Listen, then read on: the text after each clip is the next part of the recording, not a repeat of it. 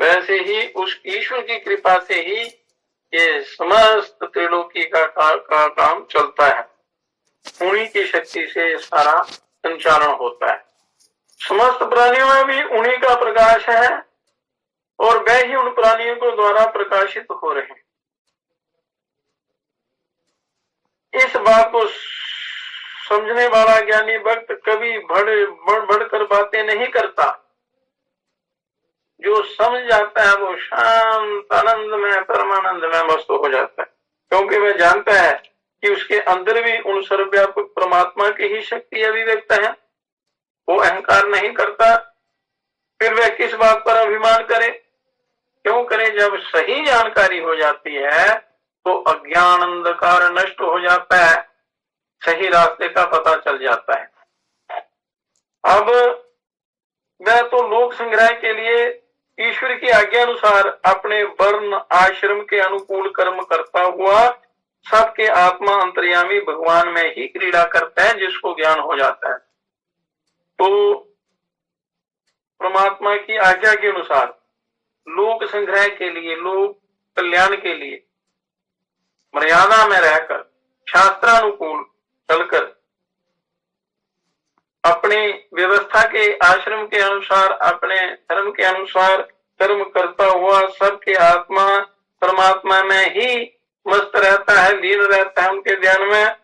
वह सदा भगवान में ही रमण करता है।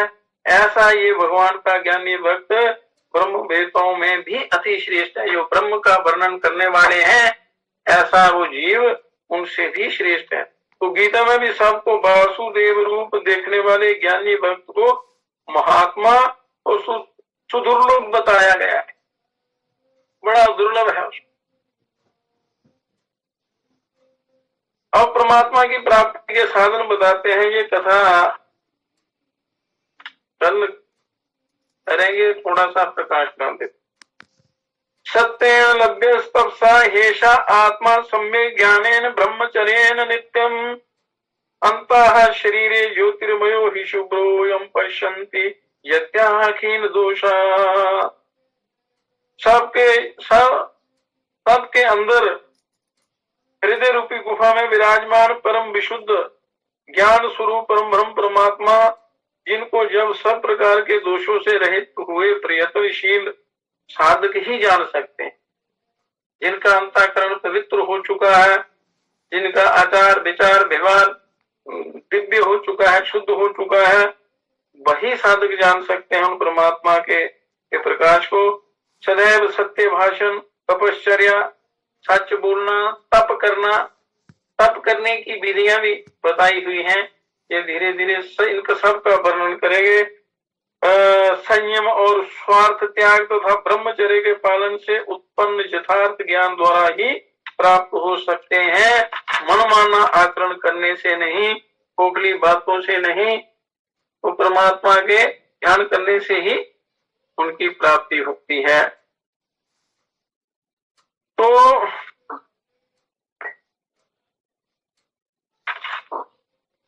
इनसे रहित, ईश्वर के भजन से रहित होकर जो भोगों में आसक्त हैं, जो किसी प्रकार की मर्यादा का पालन नहीं करते, सदाचार का अनुसरण नहीं करते, भोगों की प्राप्ति के लिए नाना प्रकार के छल कपट करते हैं, मिथ्याचरण करते हैं, मिथ्या भाषण करते हैं और आसक्ति वश नियम पूर्वक अपने शरीर की, अपने तेज की, अपने धातु की रक्षा नहीं कर सकते, वह स्वार्थ परायण अविवेकी मनुष्य उन परमात्मा का अनुभव नहीं कर सकते, क्योंकि ये वे उनको चाहते ही नहीं।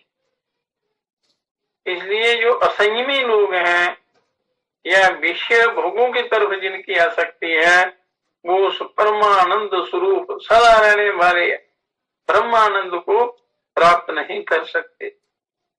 इसलिए मनुष्य को शास्त्रानुकूल आचरण करके अपने को पवित्र बनाते हुए उस ब्रह्म की प्राप्ति की तरफ चलना चाहिए। अन्यथा ये शरीर ऐसे ही चला जाएगा, ये मनुष्य खाली हाथ जाएगा, भटकना पड़ेगा। अब कहते हैं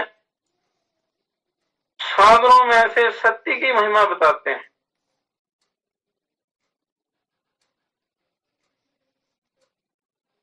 सत्य की ही विजय होती है। सत्यमेव जयति नानृतं सत्येन पंथा वितुतो देवयाना येन क्रमण्यं वृक्षो यत्र कामा यत्र तद सत्यस्य परमं विनिधानम्। सत्य की ही विजय होती है, तो सत्याचरण करना चाहिए, सत्य का सहारा लेना चाहिए, झूठ को नहीं, झूठ की नहीं। झूठ जो है विजय सत्य की होती है, झूठ की नहीं होती।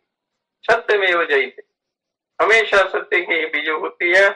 अभिप्राय ये है कि परमात्मा सत्य स्वरूप है और अतः उनकी प्राप्ति के लिए मनुष्य में सत्य की प्रतिष्ठा होनी चाहिए।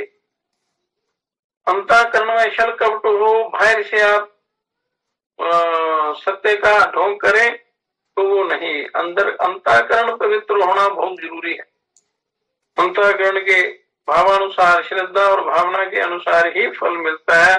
तो परमात्मा प्राप्ति के लिए तो सत्य अनिवार्य साधन है ही। जगत के में दूसरे सब कार्यों में भी अंततः सत्य की ही विजय होती है, झूठ की नहीं।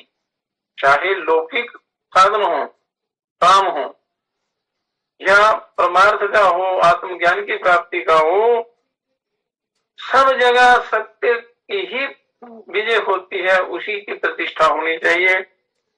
जो लोग मिथ्या भाषण, दंभ और कपट से उन्नति की आशा रखते हैं, पापाचरण से उन्नति की आशा रखते हैं, वे अंत में बुरी तरह से निराश होते हैं।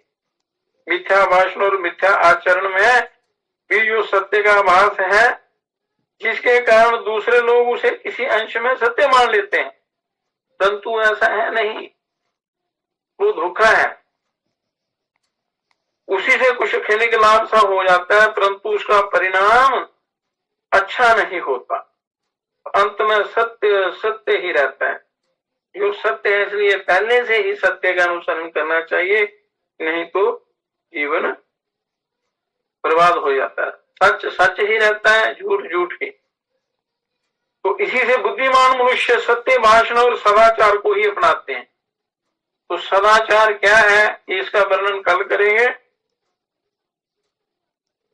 झूठ को नहीं अपनाते क्योंकि जिनकी भोग वासना नष्ट हो गई है, और ऐसे पूर्ण काम ऋषि लोग जिस मार्ग से वहां पहुंचते हैं, यहाँ इस सत्य के परमाधार परम ब्रह्म परमात्मा रहते हैं, ईश्वर रहते हैं, जो सबके करता धरता है, वह देवयान मार्ग अर्थात उन परम देव परमात्मा को प्राप्त करने का साधन रूप मार्ग सत्य से ही परिपूर्ण है। उसमें असत्य भाषण, दंभ, छल, कपट आदि असत आचरणों के लिए स्थान नहीं है। तो इसलिए सारे मिथ्याचरण को छोड़कर सत्य का आचरण करते हुए ईश्वर की प्राप्ति करनी है। अब इन साधनों से प्राप्त होने वाले परमात्मा का स्वरूप कैसा है, क्या है, और भी कोई साधन है उनकी प्राप्ति के, बड़ी युक्तियां हैं, वो क्या क्या है और उनका फल क्या है, ये कथा कल करेंगे। हरिओम तत्सत। हरि